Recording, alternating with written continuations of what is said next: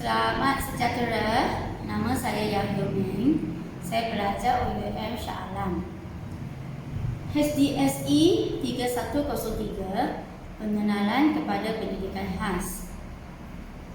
Hari ini saya ingin membuat pembentangan tentang Helen Keller.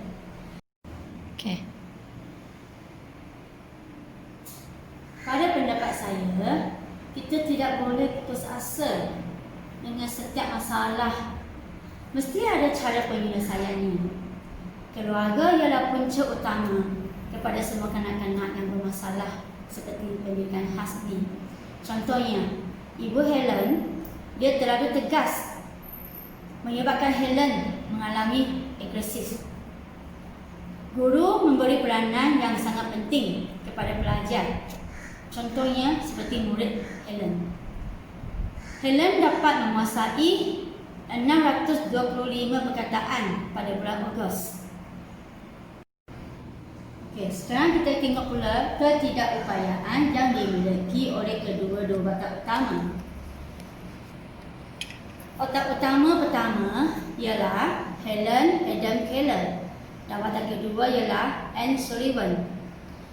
Helen Adam Keller, keupayaan penglihatan dan pendengaran mengakibatkan dia mengalami gangguan emosi, masalah bertutur dan berkomunikasi kerana dia hilang upaya sejak umur 2 tahun. Anne Sullivan pula mengalami masalah yang sama seperti Helen, iaitu masalah penglihatan dan juga masalah bertutur. Beliau telah mendapat rawatan pada masa kecil. Okey, sekarang kita tengok ciri-ciri ketidakupayaan yang dimiliki oleh kedua-dua watak utama. Ada 3 segi masalah ketidakupayaan. Pertama, masalah penglihatan. Helen Keller tidak boleh dapat lihat pada usia 2 tahun. Puncanya demam panas. Anne Sullivan pula kerap sakit mata menyebabkan punca illness yang diperolehi dalam matanya. Dari segi kedua, masalah pendengaran. Helen Keller tidak boleh mendengar sejak usia 2 tahun. Anne Sullivan pula tidak dinyatakan.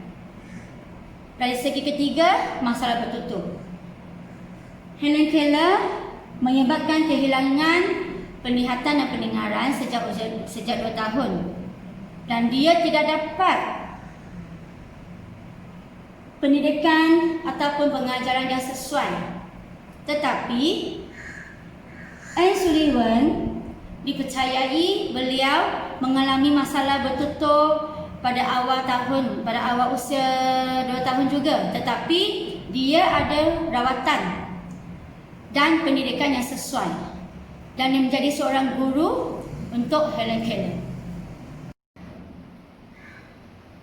Okey, sekarang kita tengok pula faktor-faktor yang menyumbang pada Helen Keller. Ada 3 faktor, iaitu faktor psikologi, faktor fizikal dan faktor persekitaran.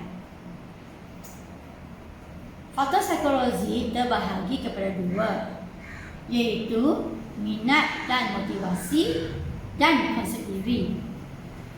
Faktor fizikal hanya ada 1, iaitu daya sentuhan.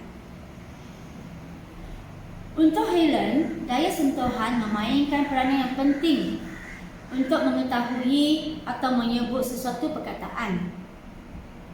Faktor ketiga, iaitu faktor persekitaran, terbahagi kepada 3, iaitu rumah, tempat belajar dan persekitaran. Rumah, keluarganya sendiri.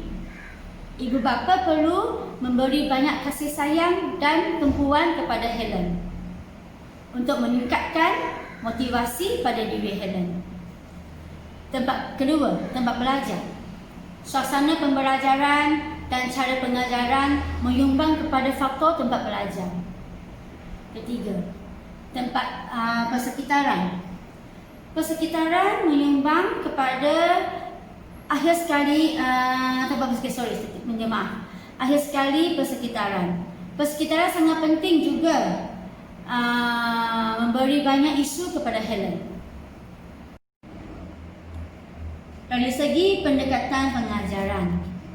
Pendekatan pengajaran yang digunakan ialah pendekatan berinovasi, iaitu menginovasikan cara pengajaran dan pembelajaran.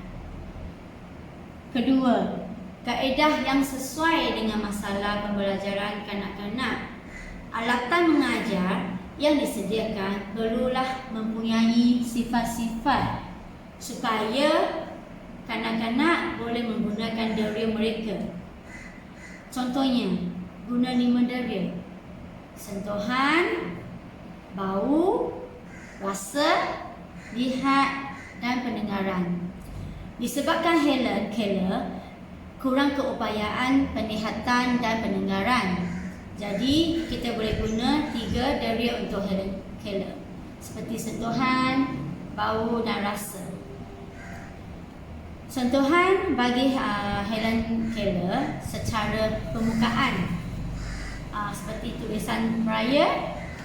Dari segi bau pula, dia boleh cuba bau wangi atau bau busuk. Ketiga, rasa. Untuk rasa boleh beri peluang Helen untuk rasa masin, masam, manis, pahit. Pembelajaran metakognitif kanak-kanak iaitu mereka sedar dan belajar tentang kekuatan dan kelemahan diri. Kesimpulannya, pendidikan awal kanak-kanak penting kerana ia meliputi aspek fizikal, mental, bahasa, sosial, moral, pekerti, emosi dan agama. Walaupun kepentingan ini sukar ditentukan secara objektif, implikasi yang besar akan berlaku sekiranya pendidikan awal kanak-kanak ini diabaikan oleh ibu bapa dan gurunya. Pelajar-pelajar berbagai upaya memerlukan pengajaran pada kelajuan yang sesuai, kerja kognitif yang berpatutan, standard, prestasi yang realistik dan peluang sesuai untuk mereka mencapai potensinya. Pengurusan murid merupakan satu bidang yang penting di sekolah. Hal ini kerana pelaksanaannya di sesebuah sekolah tersebut akan mencerminkan prestasi sekolah. Kepimpinan sekolah seharusnya memainkan peranan yang lebih daripada menjalankan fungsi pentadbiran dan penyelenggaraan. Jadi, walau bagaimanapun, dengan usaha yang dijalankan dan ditambah baikkan. Jadi, walau bagaimanapun, dengan usaha yang dijalankan dan ditambah baikkan, ia akan membantu ramai individu kurang upaya untuk terus berjaya dalam akademik. Di sini saya ingin berkongsi pengalaman saya kepada semua. Sebagai seorang ibu, anak saya mempunyai masalah pembelajaran, tetapi saya tidak putus asa untuk menolong anak saya.